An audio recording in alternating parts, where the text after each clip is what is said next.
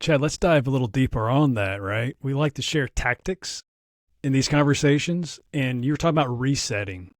And let's be honest, the construction industry isn't too good at rest, recharge, resetting. Two of the ones you taught me early on back in the day, the counting. You were talking to me about when you bring a fighter into the corner and they've just been kicked in the head, right? And then on the breath part, why the need for the pause? If you can kind of dive into those two, why does counting and pausing really help somebody in a VUCA environment? Yeah, it's so resetting is something that I do habitually, and it actually starts with my planning. And so every single day, I get up and I plan my day. Just it's called milestoning. It's a form of journaling, but and it's easy for me to plan because I know where I'm going. I know my life goals. I know my purpose. So it's easy for me to do this type of planning because I can choose my priorities, set the milestones very easily. So this type of tactic doesn't really work for people who don't really kind of know where they're going. Yeah, that's step one. Um, but basically, I choose my priorities, I set my milestones, and those milestones are critical for this resetting process.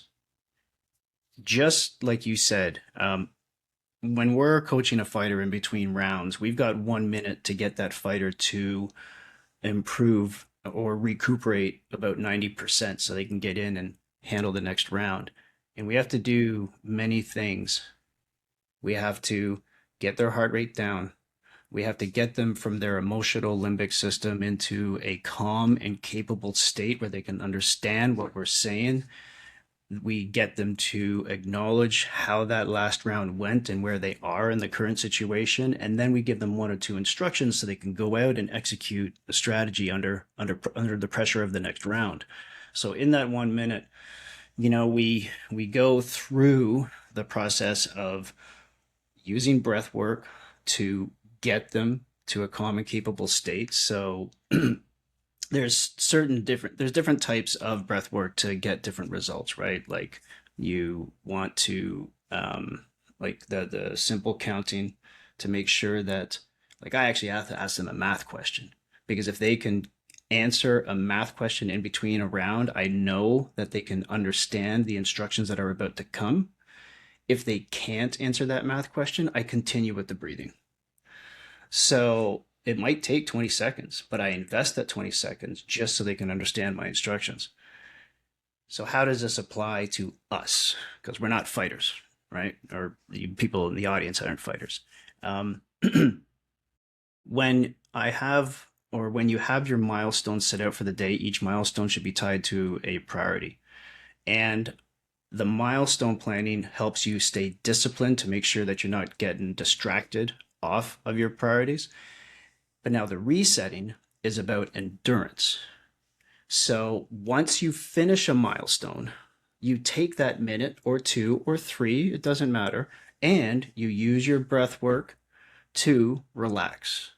Once you get to a calm and capable state, now this is really important.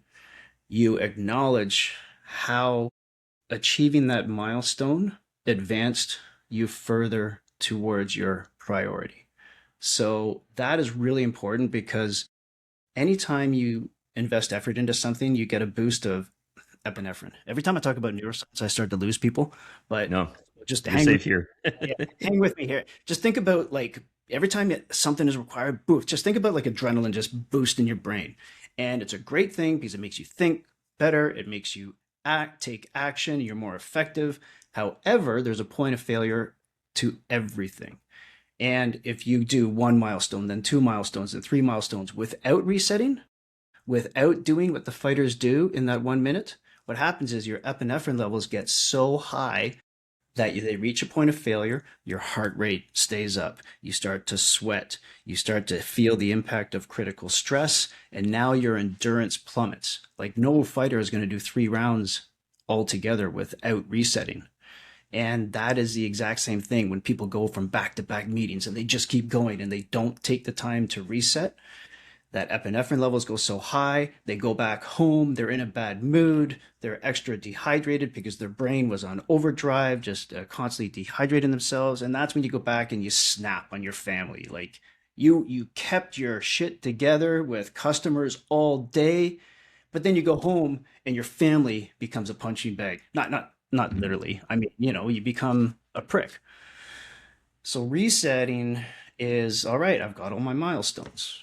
And poof, you reset, and that gives you this boost of dopamine, and you calm your heart rate down. You become a calm and capable. That dopamine buffers epinephrine. It keeps the epinephrine below the level of the point of failure. So that's where it's critical.